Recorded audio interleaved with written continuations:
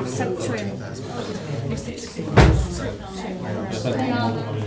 Right, good afternoon, colleagues, and thank you all for your attendance this afternoon at the Audit and Standards Committee.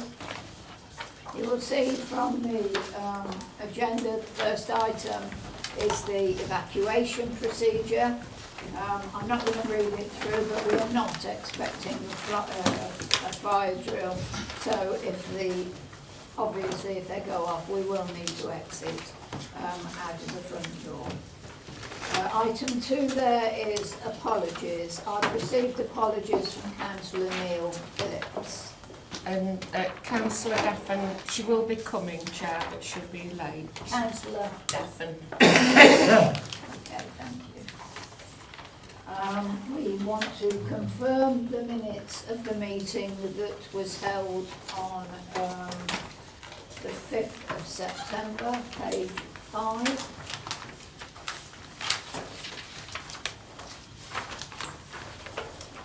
Does everyone agree that they are a true and correct record? Okay, move. Right. Move. Item 4, declarations of interest, which you have a list of the declarations of interest within the papers.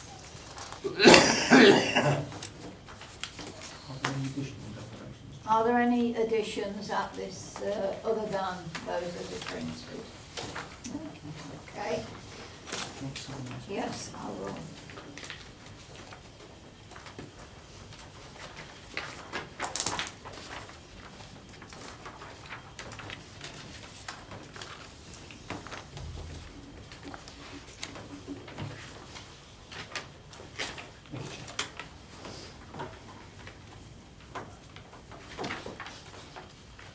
Right. Public, item 5 is public consultation. I understand that Councillor Kondaka has requested to speak on item 6, 7, 12 and 18.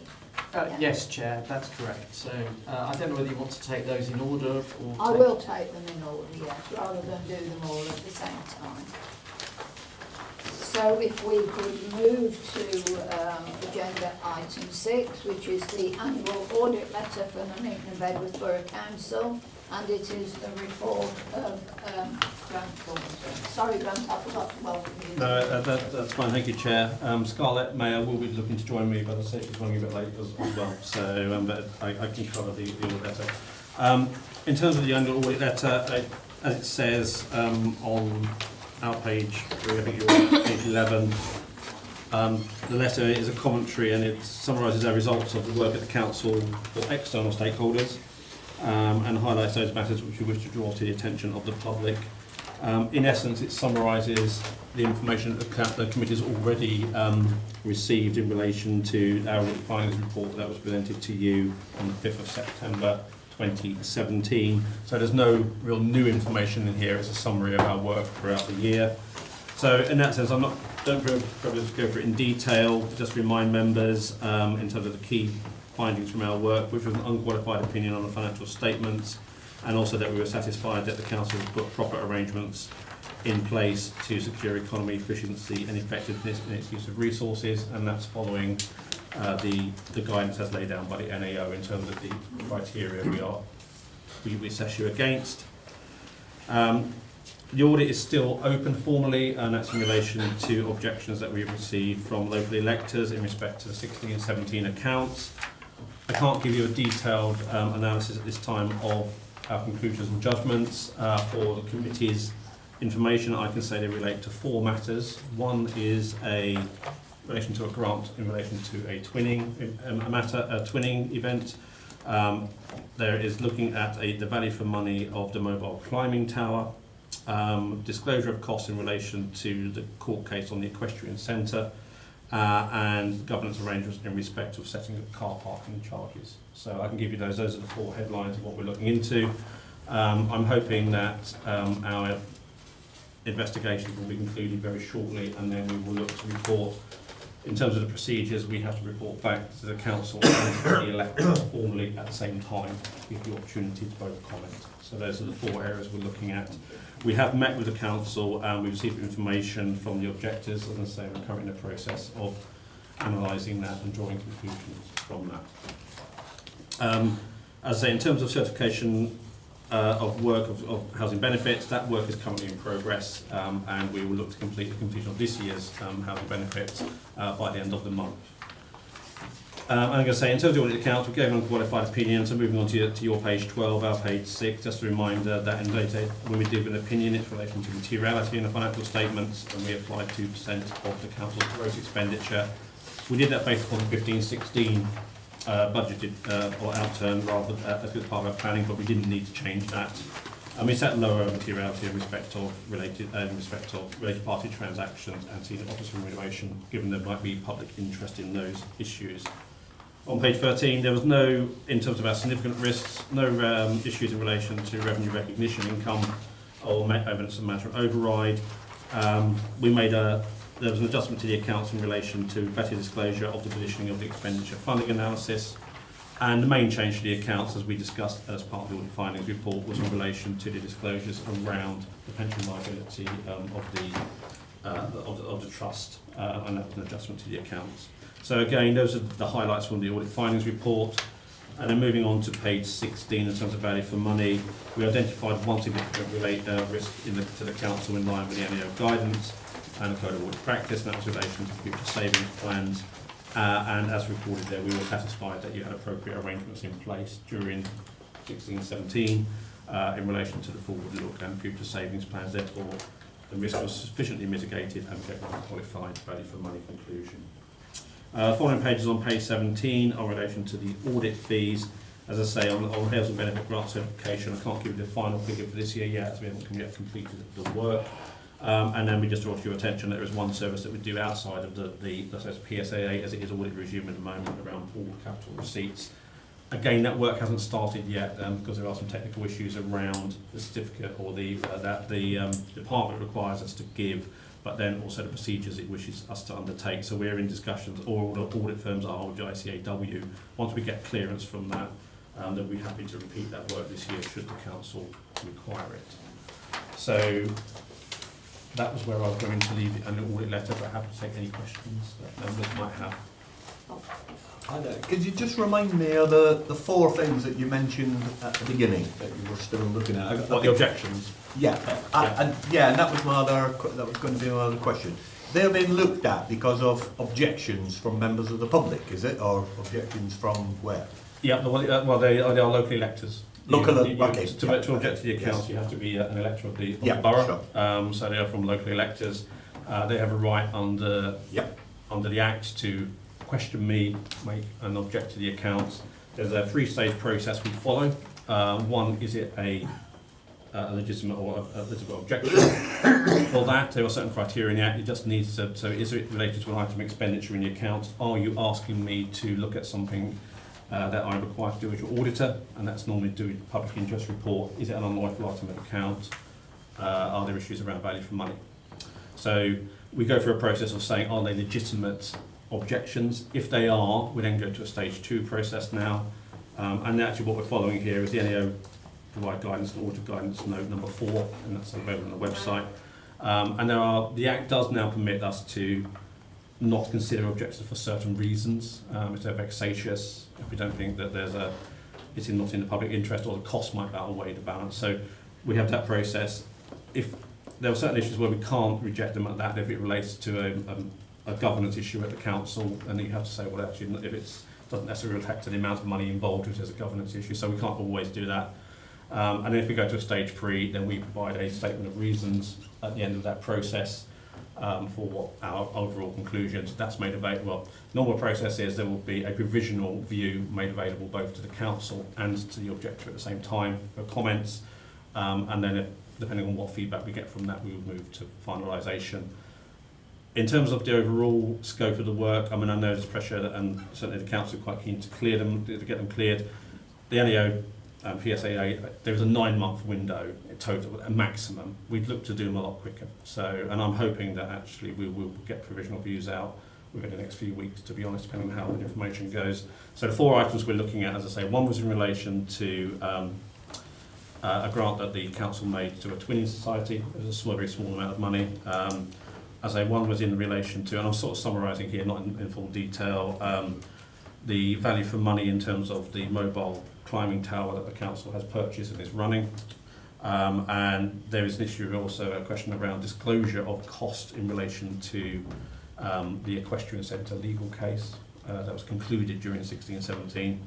And the final one was in relation to car parking charges that the council again changed for 16-17, and the impact on the governance around that decision-making process, and whether that was a decision-making process. So those are 4 things that we're looking at, which we will report back upon accordingly.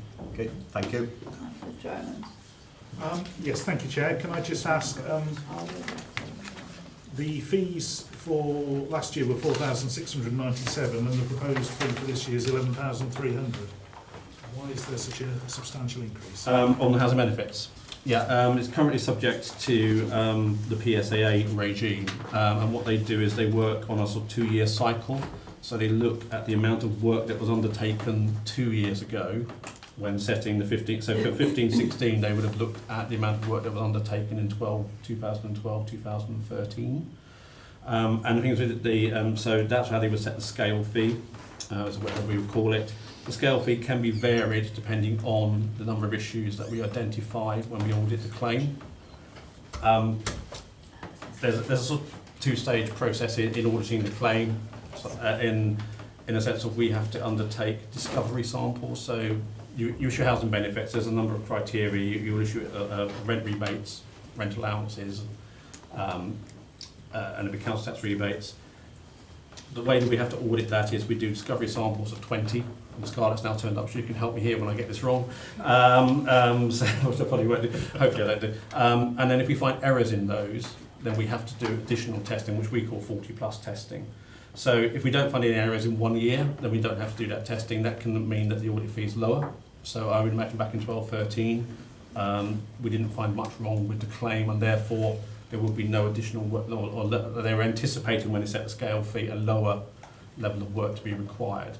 And the actual fee, the proposed fee for this year reflects the fact of, in past 2 years ago, if it will be now, we probably found significant issues in the workbooks that they required additional testing to be carried out. So the fee can vary around the amount of work we have to do.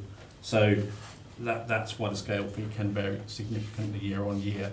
And we are going forward to looking at moving out as the PSA regime closes around, you'll be able to appoint your own auditor to do your grant claim, and we're looking at the scale fees in relation to that. So it really just is in relation to the amount of work we have to do and when we undertake the audit of the grant claim.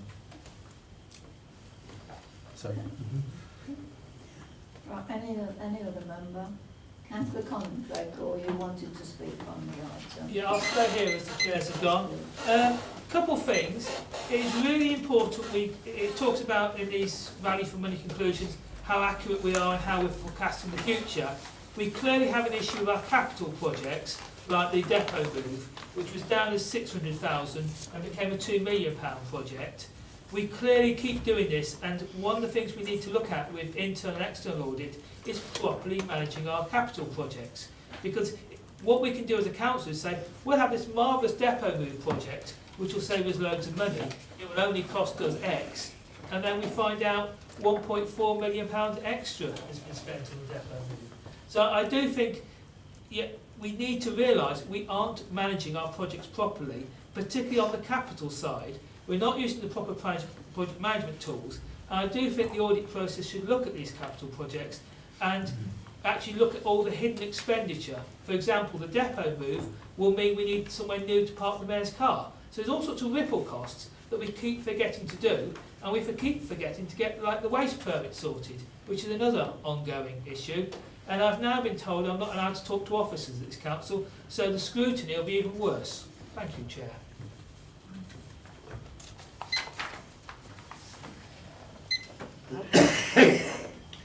Anything further? I think it's just noting the report. Are we happy to note the report at this stage? Yeah. Lee? As I say, I'm probably just find a bit flat, it will be published by PSA on their website, so it is a publicly available. I mean, all of your audit committee are publicly available, but it is a publicly available document. Can we record our thanks to the auditors? Yes, of course. And welcome, Scarlett. Thank you. Right, if we could move to agenda item 7, which is the internal audit half-yearly report. Okay, I'll take that, Chair. Yeah, this is my half-yearly report which shows progress against the current year's audit plan and provides you with a summary of the findings that we've had, the work we've done so far. As I pointed out in paragraph 4.2, we've had quite an extensive amount of unplanned investigation work this year, and I had to pull one of my auditors off working on the audit plan. And they had to work on these investigations full time. Those investigations have resulted in one employee being dismissed for gross misconduct and another resigning just before the dismissal hearing or the disciplinary hearing.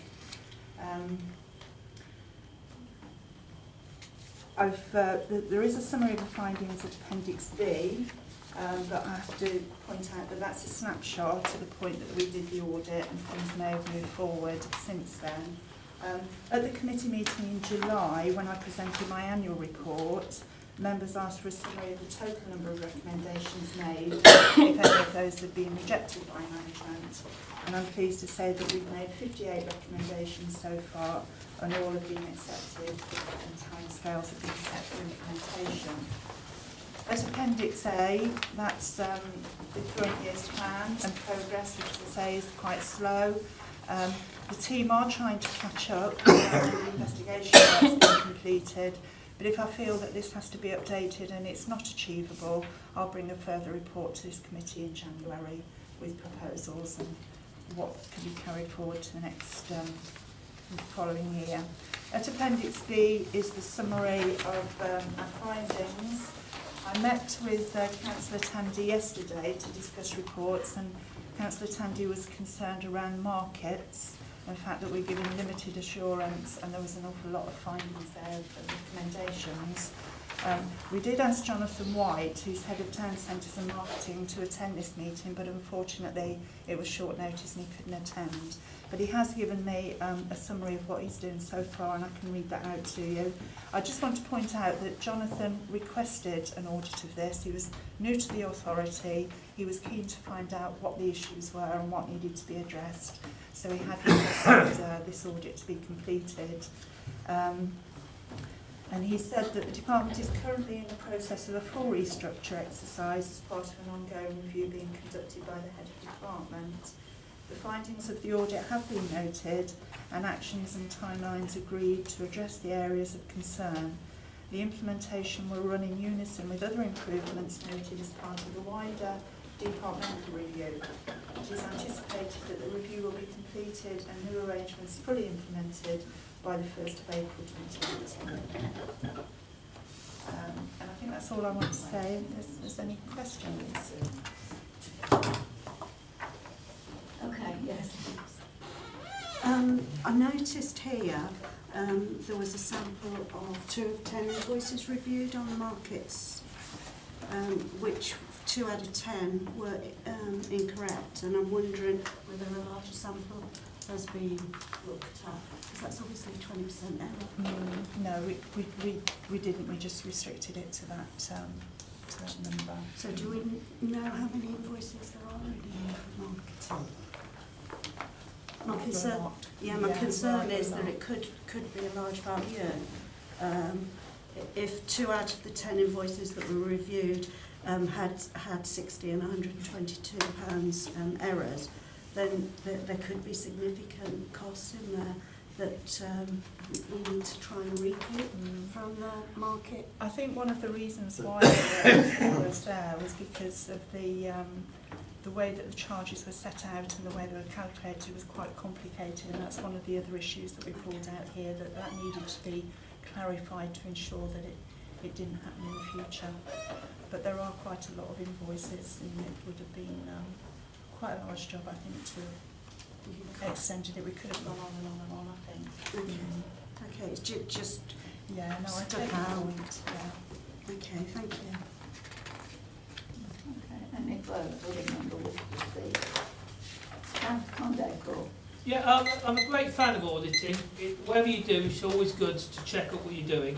And I always find it wonderful, all the things we find out when we do audits, because it's not about blaming people, it's about making sure our systems work better and better. And I really think it would be wise for the council actually to resource audits a bit more at the moment in a period of great change, so we can actually work out how our systems are working. We heard about farmers. There's just so much to do. And things like commercial rents. I noticed the commercial rents audit's gone on, and also corporate land and property. These are two areas where we've got a vast amount of money tied up, vast amount of asset tied up, and we need it to be working effectively. Our commercial rents have gone down from almost £1 million to 670,000. So we need to be working out why, where we can actually make that system work better. Are we reviewing the rents properly, and is that area properly resourced? Because one of the reasons things go wrong is when there's not enough hours in the day for our council staff to do the job they're asked to do. And it's a false economy if we have potentially £100 million of assets in land and property, etc., to actually not resource the management of that and then getting the fees in effectively. We have issues at the economic scrutiny, when we're allowed to have an economic scrutiny meeting, with the number of empty shops. We're told only 3% are empty, and we can clearly see those issues with that, because there's more empty, but they're empty pending being sold, or other issues. So clearly, a clear view of what's happening with our property is important. We have a lot of money tied up, I say, and we had things like the Queen's Road, Croft Road shops. Those two that have just been left to rot for a decade. So we need to see what's going on and actually make our assets work better at a time of very limited income. Thank you,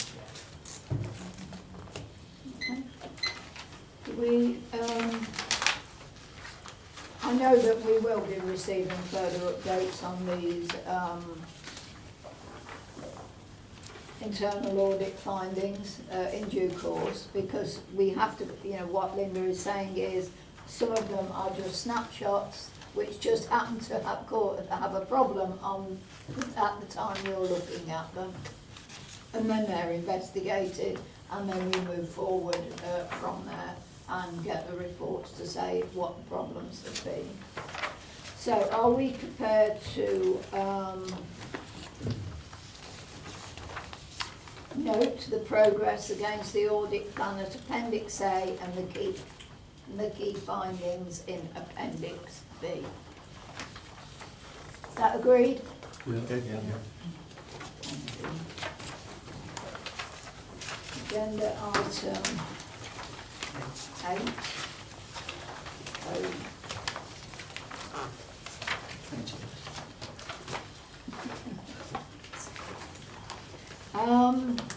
To update the council's anti-money laundering framework, and to update and approve, which was updated and approved by the audit committee in 2012. Linda? Yeah, I'll take that, Chair.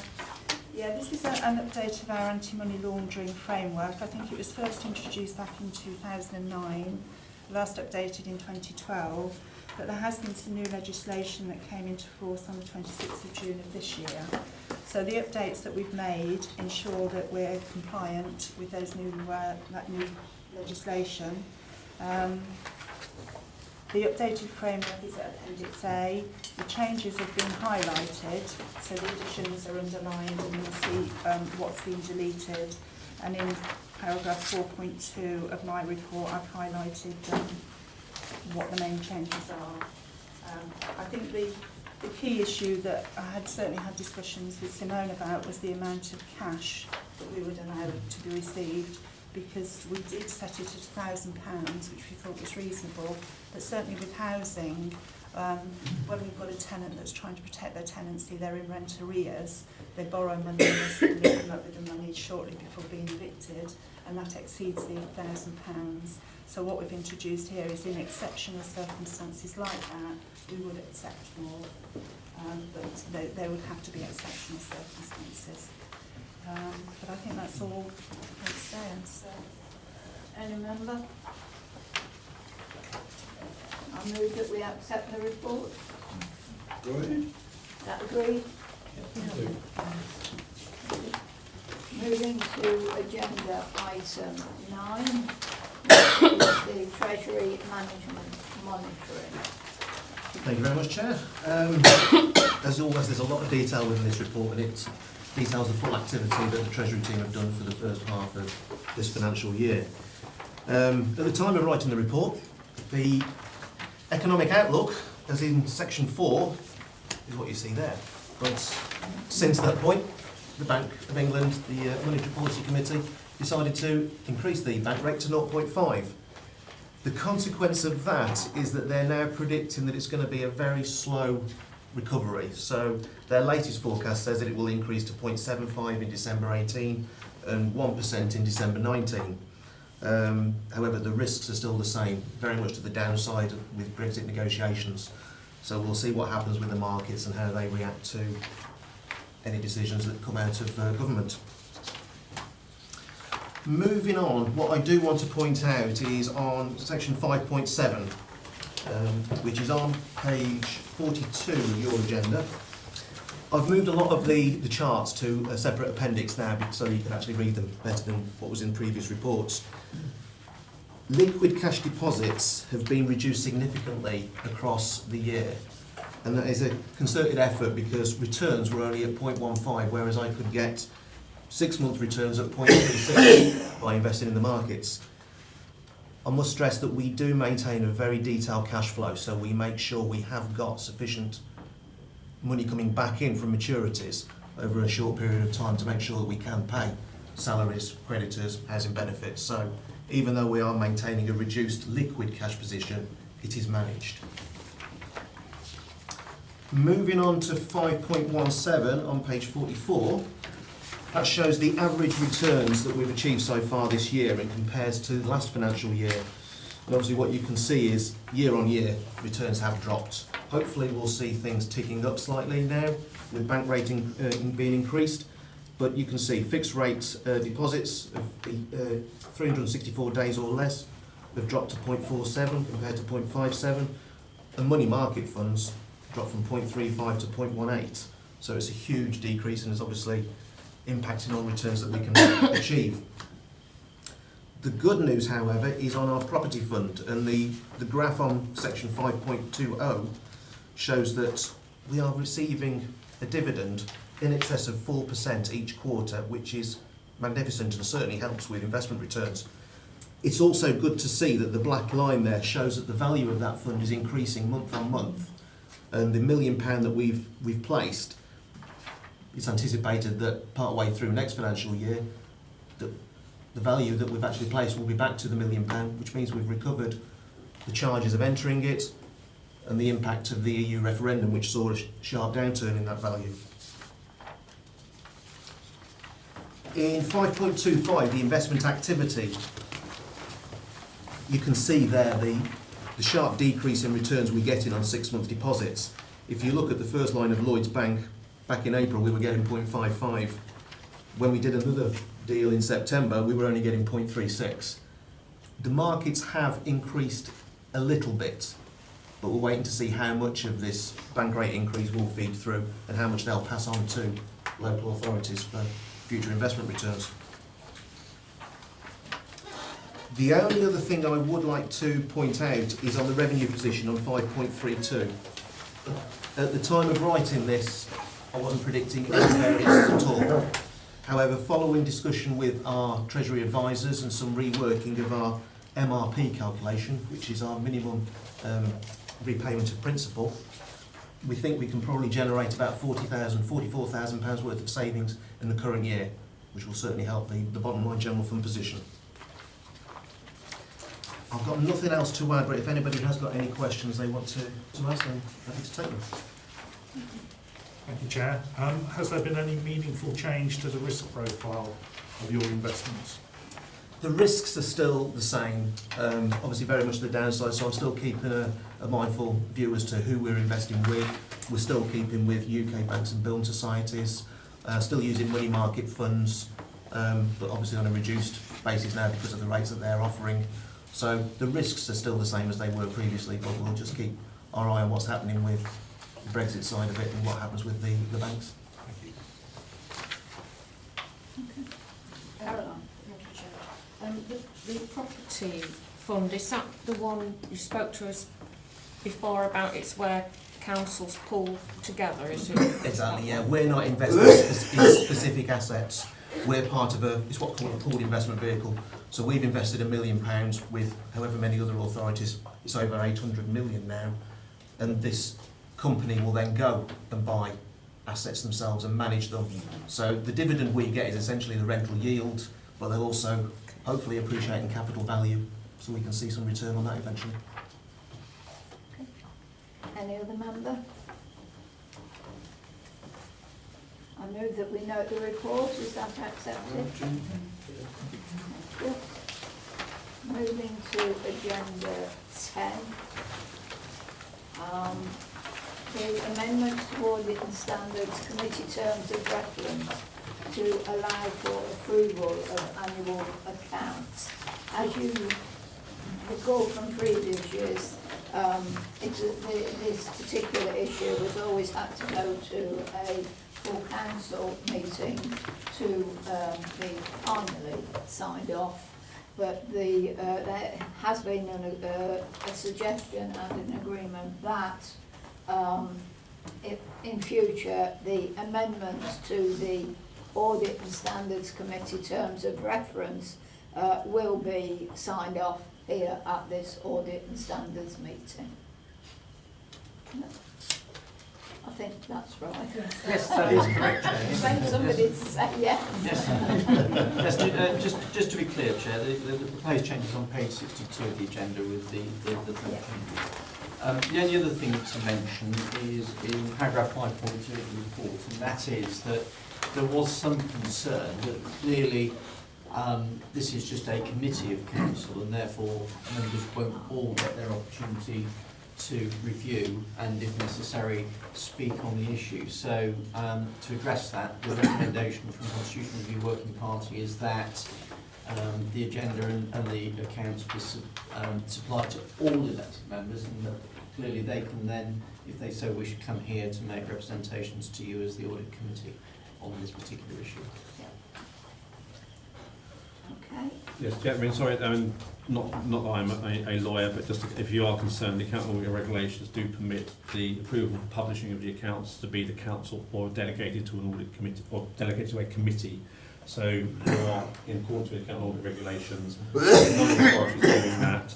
A number of authorities looking at that now, especially given the early closure or the early sign-off of the accounts by the 31st of July, just in purely terms of practical process.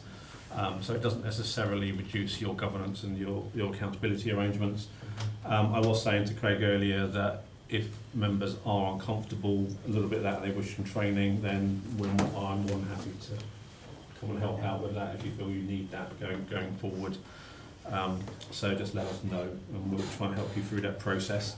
And of course I would say, whilst I think the recommendation is a good one around sharing it with the council, when they're published on the website everybody can read them, and I would encourage you to read them ahead of the audit committee that actually finally approves them. And that's why part of the training can help you just focus on those areas that actually are of key importance, but we're happy to work with that, work with you on that. I think the reasons for suggesting that all members are sent the papers is just so that it would not be possible for anyone to say we didn't know this was happening, so we're not happy with this. If every member is sent the papers and reminded when the meeting is, then there is no excuse basically for anyone to say we didn't know about it.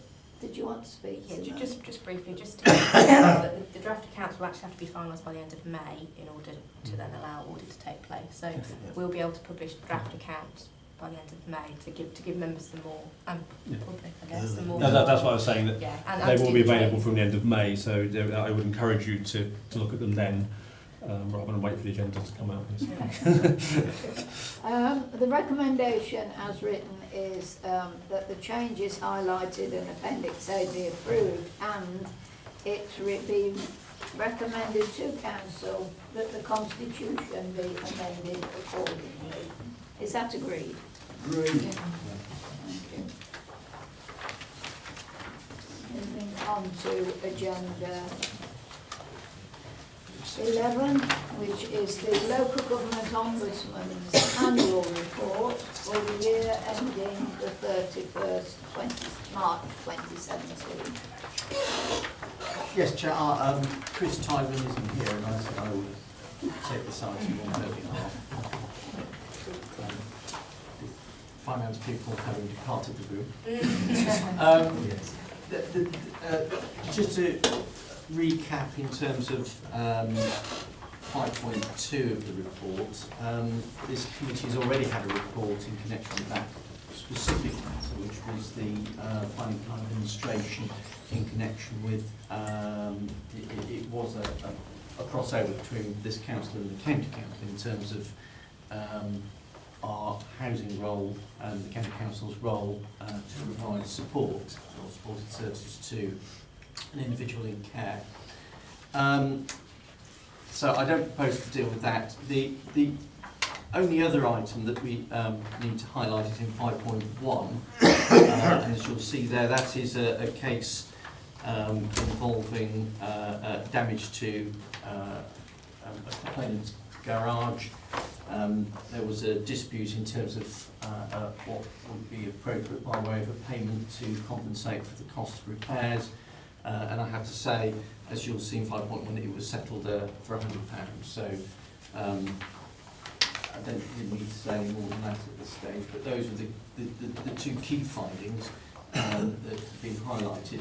Clearly, Chair, there's a sort of summary history in the appendix that sets out all the other matters, but nothing untoward or a source of concern. Any member? So therefore, do we note this report? Thank you. Moving on to agenda item 12. Now, item 12 is the one that came separate to the rest of the pages. It's about the disqualification criteria for councillors and mayors. Yes, thank you, Chair. There is attached a copy of the consultation paper at Appendix A and a suggested response or series of responses as Appendix B to the addendum. What I would say, Chair, just to remind those members who were former members of Standards Committee and those who weren't, who were members of the Audit Committee, that a report did come to Standards Committee in June of 2016, highlighting some concerns that have been flagged in Parliament in connection with a parish councillor in Saddleworth who had been convicted of, I think it was downloading child pornography. They received a non-custodial sentence, which meant that whilst the Standards Committee for the London Parish could impose some sanctions, they had no power of disqualification since the Localism Act 2011 came into force. And the government did say at that stage that they wanted to take a look at that because they were concerned, clearly action could be taken by the council, but they felt that in fact that more was required, and in fact the government, I think, come down, as you'll see when we get to it, along the lines that in such circumstances they would say that disqualification was appropriate in such circumstances. As a result of that, they did say they would be consulting on proposals to amend Section 80 of the Local Government Act 1972. That is what you have at Appendix A. And you'll see there's a series of questions that are summarised on page 18 of Appendix A. But if you actually turn to page 20, which is Appendix B, you'll see the questions and some draft responses. Now, I don't propose to go through every one of those with you, Chair. I'm more than happy to answer questions or take comments from members in connection with those questions or the draft answers.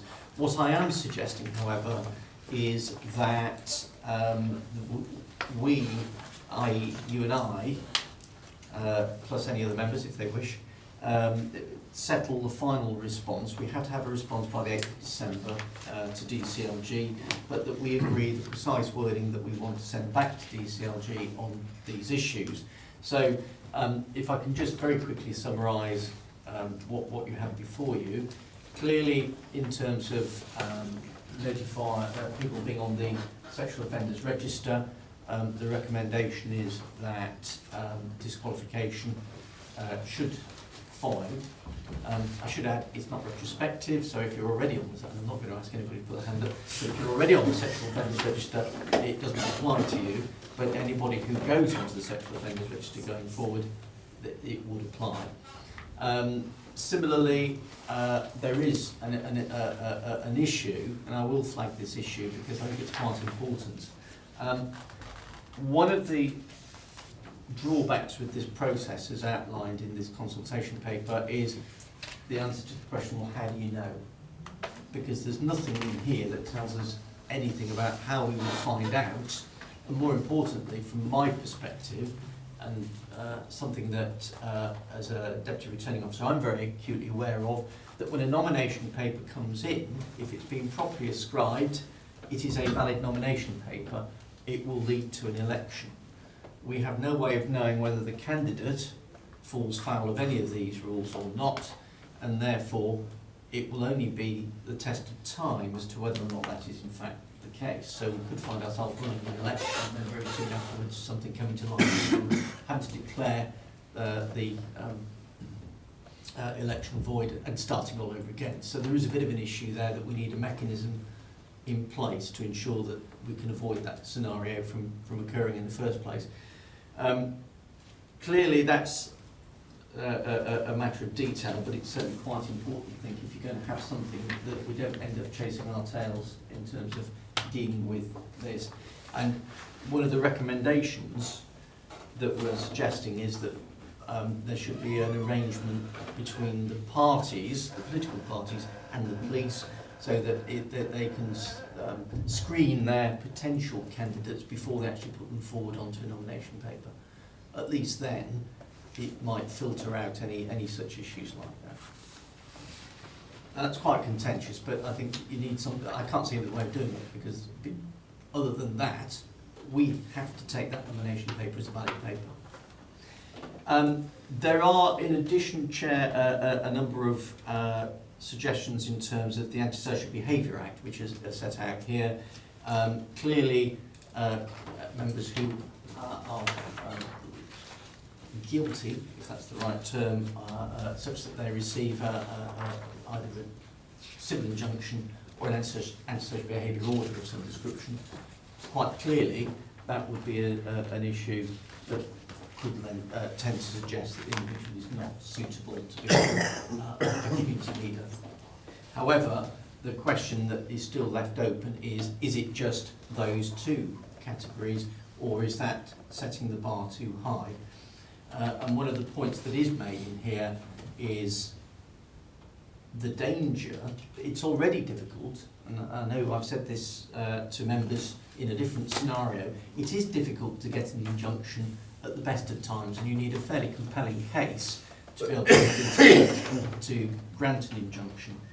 My fear is that if the consequence of an injunction is that a member loses their seat, that the judges will actually raise the bar even higher, because the consequences of making an injunction in those circumstances are even greater. And I think that only time will tell, but my fear is that judges will be quite exacting in terms of the evidence that they would want placed before them before they'll be prepared to make an order. So it might have a sort of negative effect, really, in terms of the standard that would be required for elected members where they are up before a judge for antisocial behaviour. So there's that's something to be chucked back at, I think, at DCLG to mull over and to consider what the implications of that might be.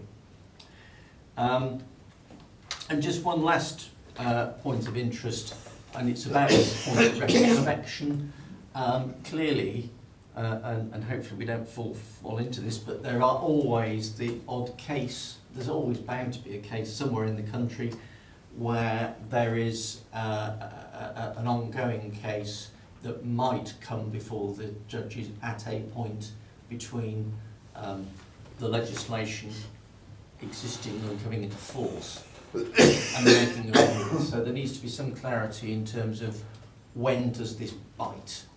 Is it at the point when an order is made? Is it at the point of the commission of the offending behaviour? Which is it? Because we need some clarity on that, so that we don't end up being test cases before the court to decide what the intent behind or what the parliamentary intention was. As I say, there's a fairly sort of explanatory set of responses to the questions, Chair. I am suggesting that those are just suggested responses.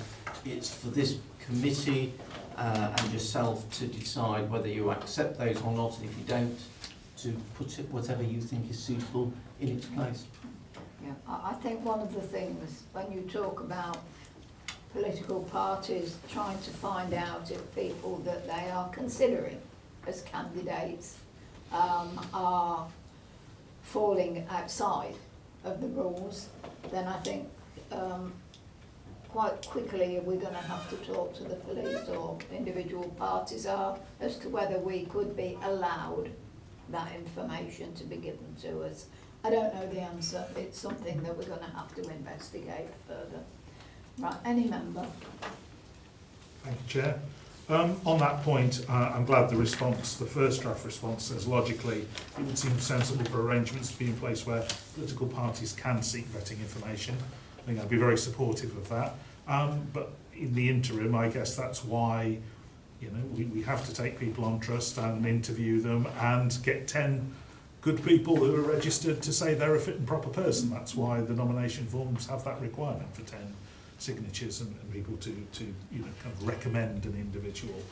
Without wanting to get into any of the detail here, I think a guiding principle should be in our responses that we don't do anything that's going to get undone by things that are in train. So I think the responses should be along the lines of where people are currently subject to or become subject to orders, rather than somebody make it clear that somebody who may have had an order in the past but is now rehabilitated under the Act or whatever isn't excluded for life. We have a number of issues that courts are wrestling with. The young man in Manchester that's been on the BBC recently, is in a situation where for life it may be that he has disclosable stuff about sexting a 15-year-old that sent a racy picture to his girlfriend, who may, under this, be disqualified from ever standing for local election. And that would seem, given they were charged or not charged with, much less convicted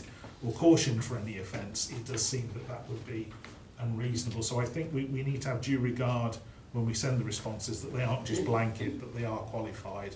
And I would just ask officers to keep that in mind. Any further comments? Someone? Councillor Kondalka. Right, this is very timely because lots of things have been going on in Parliament, and there's lots of issues with what people do, and there's a lot to be discovered.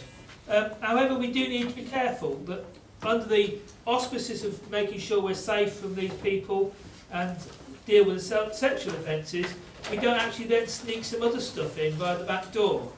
Myself, a Green councillor in Sheffield, have had run-ins with councils, and in the case of this councillor in Sheffield, the council has been spying on her, and she went to court about 2 or 3 weeks ago with a council trying to get her committed to a proper court hearing. She was actually acquitted. This was about an issue of felling trees in Sheffield. And it's very important that we actually are careful that we don't write laws that can be abused by councils and other organisations to actually stop lawful protest.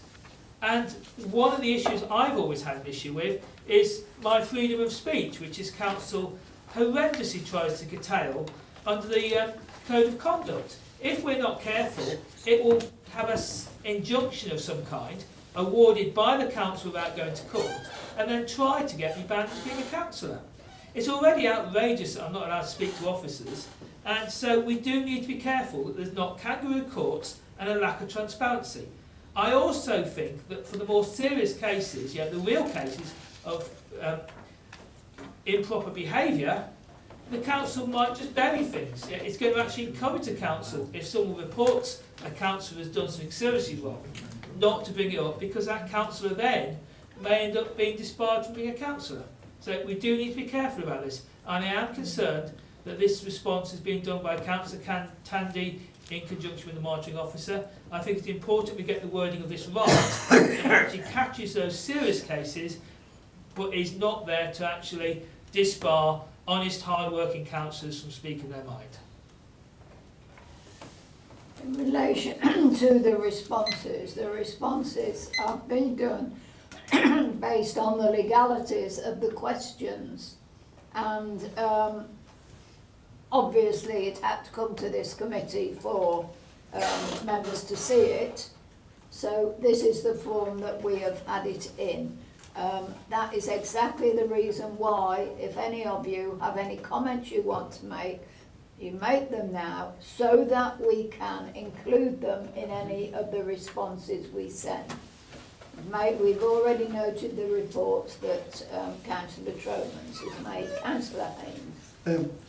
Is this going to be forwarded on to the Constitution Working Party? What this is, John, is a consultation document from DCLG, from the government, asking us for our views on what they are planning to do in relation to how we identify how we can deal with issues such as sexual situations and several others, I suspect. So it isn't something that's going anywhere else. I'm quite happy, Philip, that when we send the responses, that when we finalise the responses, that we send that list of responses to every member of this committee, and then they can actually agree or make their own points. Rather than just myself and Philip doing the responses, I think we should all, members of the committee should have the opportunity to have a look at them. But this will all have to be done pretty quickly, because the closing date was the 8th of December. So if you're happy with that, then we can move forward. Do you have that as a 2.3, Chair? Pardon? And is the draft response be circulated to members of the Yes, committee? please, yeah. Only on a query is what Councillor Troman said. If there's, how do we, or who, even if it's political parties or the council or the police do it for us, how do we vet candidates who maybe on a sexual offenders register for doing something, say previously, they've been rehabilitated and they're now in prison or whatever? How do we differentiate, or can we differentiate someone who's maybe like sexting is the thing, isn't it? Like loads of 15-year-olds and 16-year-olds sending pictures to their girlfriends who will then be on the sexual offenders register. That's a new thing, or on social media. And then years later, obviously they'll be on that offenders register for life then. How do we differentiate someone like that who's not really doing anything massively serious to say a paedophile or a rapist, or someone who's downloaded child pornography who should never be allowed to stand in office ever again, let alone be walking out in public anyway? But how do we differentiate and keep them away and say? I think that's an excellent question, and I think the answer is we have yet to test it out and see how it works. Because there's obviously the worry, if we say, oh well, they've done their time, or they're on the register, but they've served their time, they're rehabilitated. If we don't know what that offence was, and it's one rule for everyone, then want to be careful who we're letting in. I agree. We will have to be, the council will have to be very, very careful about how it deals with it in relation to previous offences that may not disqualify them anymore. But again, it's going to be, I suspect, I'm hoping that we will have an agreement with the police that we can vet any candidates for any election, so that we can, in total confidence of course, so that we know, political parties know, if there is a person who is on the sexual register. I think the other part is probably going to be, as you say, far, far more difficult to work out how we can do that. But this is a consultation that we've been asked to fulfil, and I think that point is actually made in the final question that Philip spoke about. I don't think it's going to be difficult for us to do that. Chair, sorry, I'm not really as the auditor, but just for clarification, in terms of consultation, I just read that. This is the council's response, isn't it? Yeah. You can respond individually if you wish to, if I've read the consultation correctly. So I think what I think to make it clear, the decision here is around the committee side of the council's response. The consultation is encouraged for individuals. I could respond to it, I suppose I've not done that personally. But I think if you have that concern, then you can respond as an individual with your own rights as well. I assume it could be found on the website. Yeah. Yes. Yes. Right, we have then sorry, Bob. Yeah, surely I'm happy with all of this and quite happy with everything that's been put forward. But the issue of candidates is more complicated than that. Because, okay, we're all here as parties, and parties can ask for police assistance in the vetting. What about an individual who wants to stand as an independent? So if there's going to be something vetting on that, it's not really the parties that would have to do the vetting then, it would be the returning officer. To make sure, if we're trying to make sure that we do not have a candidate getting votes who shouldn't be getting votes, because that's what it really is all about at that point, then the parties dealing with it will only deal with, well, might be 99% of it, but that's all it will deal with. There's still that loophole. So it has to be, if there's that part of it within all of this, it has to be the returning officers. And I'm not sure, I don't know legally how that would run. It may be the case that in the situation where we have an independent candidate, it may have to be left to the returning officer to actually make those inquiries from the police. But if I could just come back then, that is wrong in my opinion, because why should it be that the returning officer is checking, X independent candidate, but not B, raving loony monster candidate? I'm on about anything where they don't have the background of a political party. Yeah, but my point is, but what we're talking about is individuals' behaviour here. Parties do not act improperly. People act improperly, maybe on a party's behalf or maybe not, but parties don't act irresponsibly. I'm just saying, it's people that do it. So the thing is, if you have a system that vets, and it has to be for all. Now, each party can then have a system, and it could be part of this, where parties have the power to ask the police or whoever for information. But it has to be beyond the party thing, to cover all. Actually, Chair, just very quickly to finish this, I can't imagine that there's going to be primary legislation giving parties or returning officers the power to, of their own volition, start doing these kind of inquiries. All of these disclosures are reliant on the individual giving their consent. And actually, that's the biggest self-vetting thing. Because right now, we could ask all of us as parties or returning officers or whatever, would you mind going and getting a CRB for us and showing us to show that you're a fit and proper person? Do that right now. But even if it's done by an organisation like a party, there still has to be the subject's consent to have those inquiries be taken. Otherwise, you would need a fundamental change in legislation to give other people the power. So, yeah, I don't think people will be able to can be reassured that returning officers can go off and vet and search whoever they think, whoever shows an interest. It would have to be with the express consent of that individual, and it's unlikely an individual with that in their track record is going to give that consent because they know what the answer's going to be. So, In other words, that part of it's just never going to work. yeah. But to get a job in some organisations, you have to have a DBS check. Or to see Which you have to consent to. But you have to consent. But could we? It's not us, but could that? If you don't consent, well, you can't stand it. If you don't give your consent, then. Right, so just for the purpose, I know that Philip has been taking notes throughout the discussion,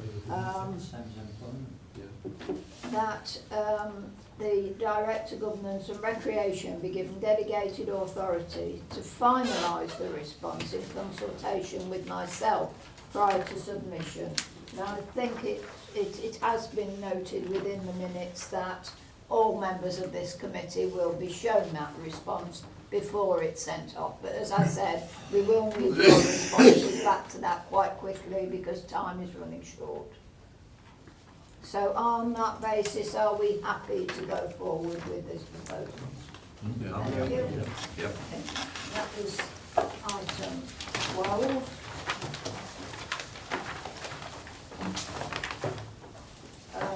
Was it 12 or was it That was item 12. Item 13 is the appointment of independent persons. You will see there, obviously, there has been discussions with the person, and we are recommending to council that Mumtaz Gulam be appointed as an independent person for a 4-year term of office expiring in July 2021. Is that agreed?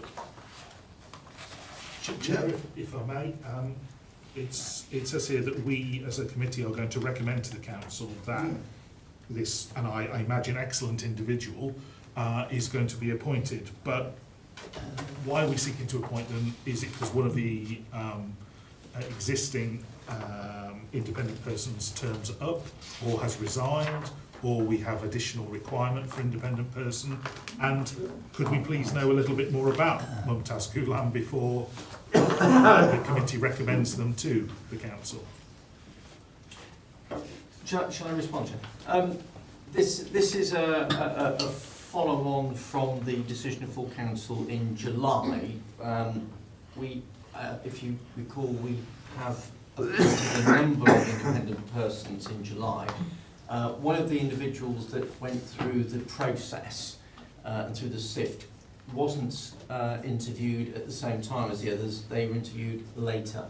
So this is just a follow-on from the appointments that were made previously. So in terms of the individual concerned, they satisfy all the criteria that was set in terms of their independence and their suitability. It is now really just a case of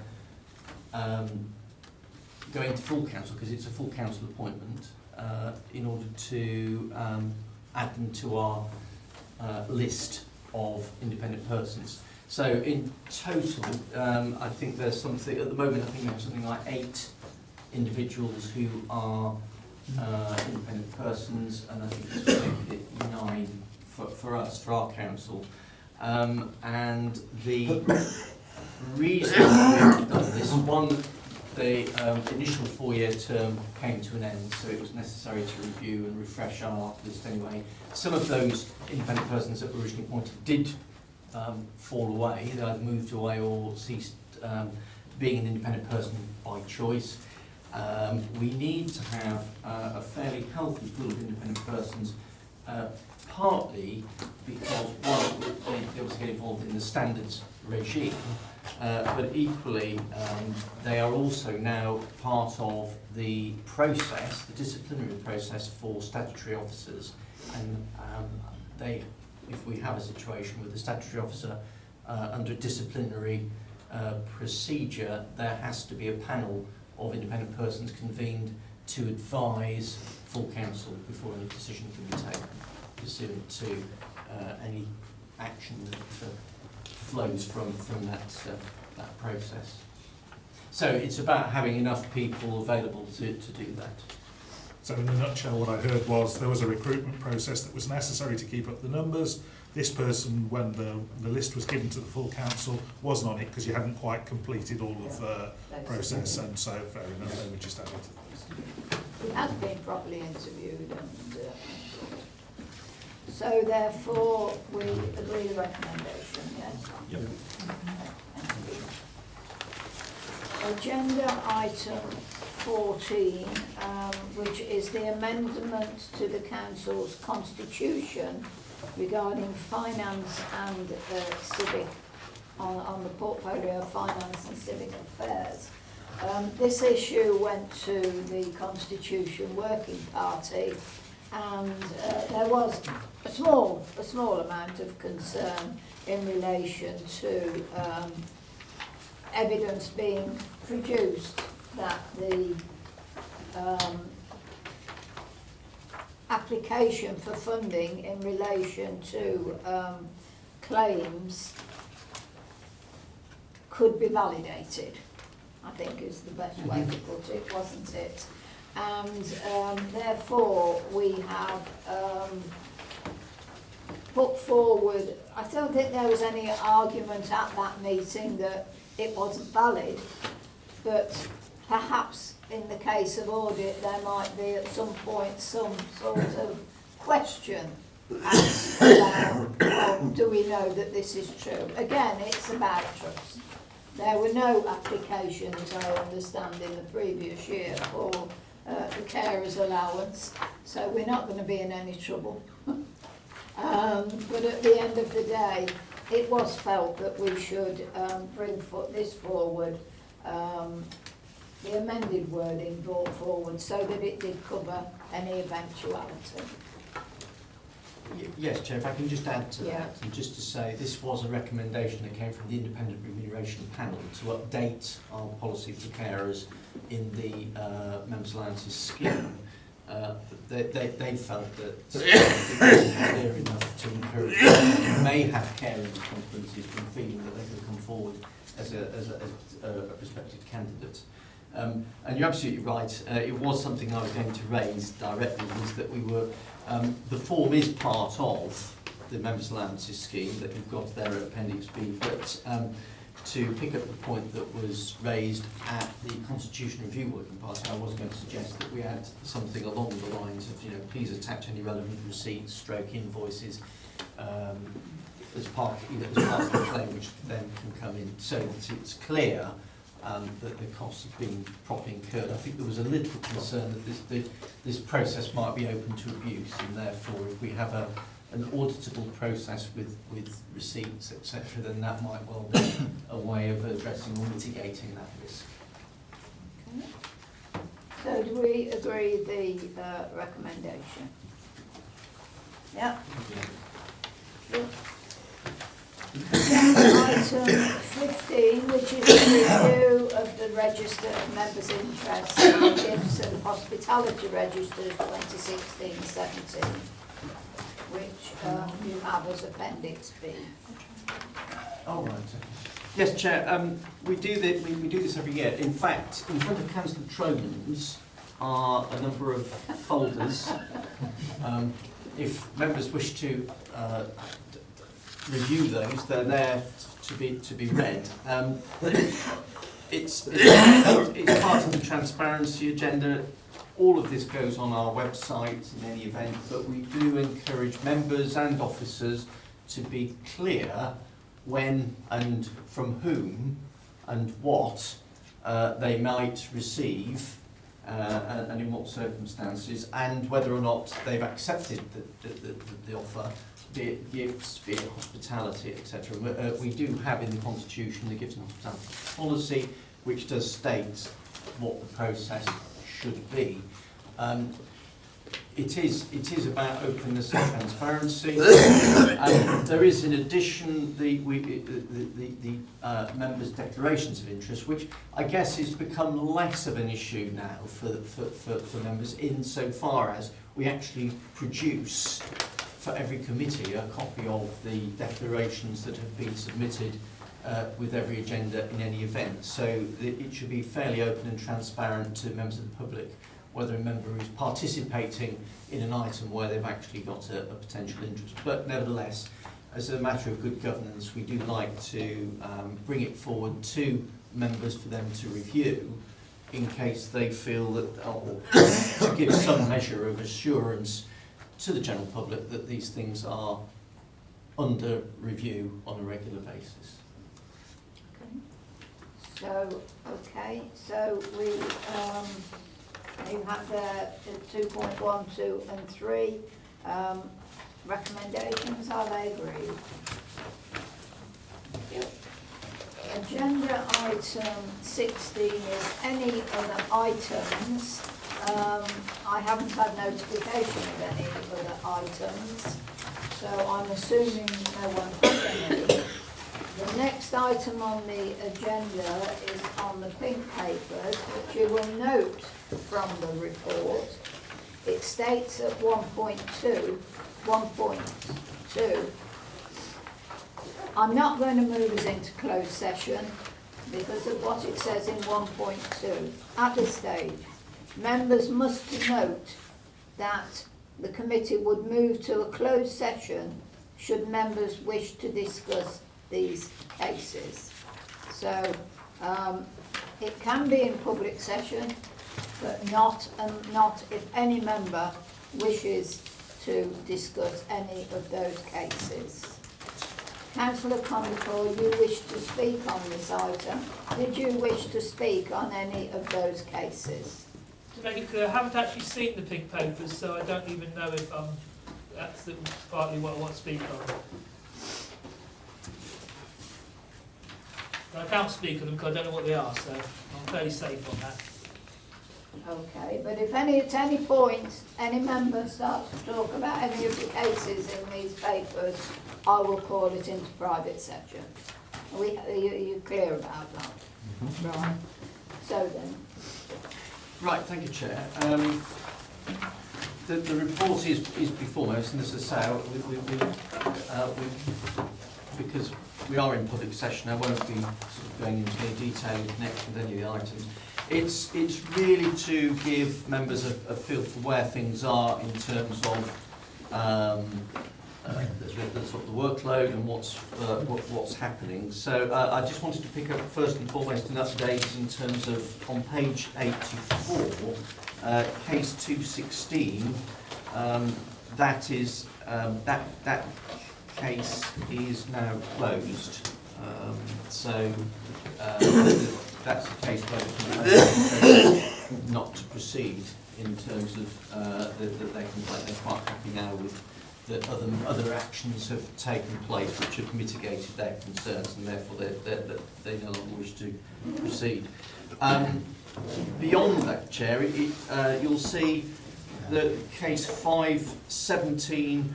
We are now looking to have a hearing, and we've been looking for quite some time for dates for hearing. We've had a number of abortive attempts.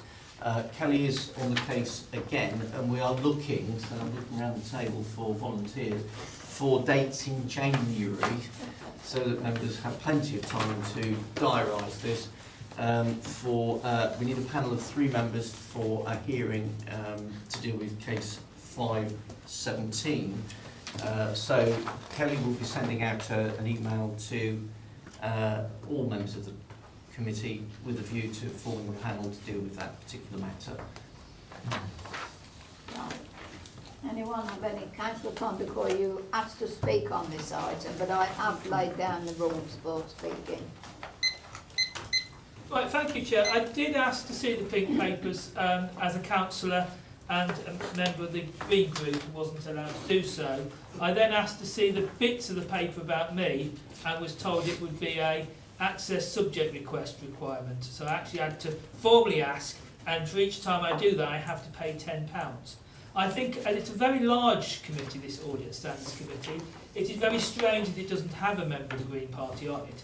But as it doesn't have a member of the Green Party on it, I do believe we should have an ability to see what's going on, how many complaints there are, and in particular I should be able to see what is going on about the numerous complaints against me.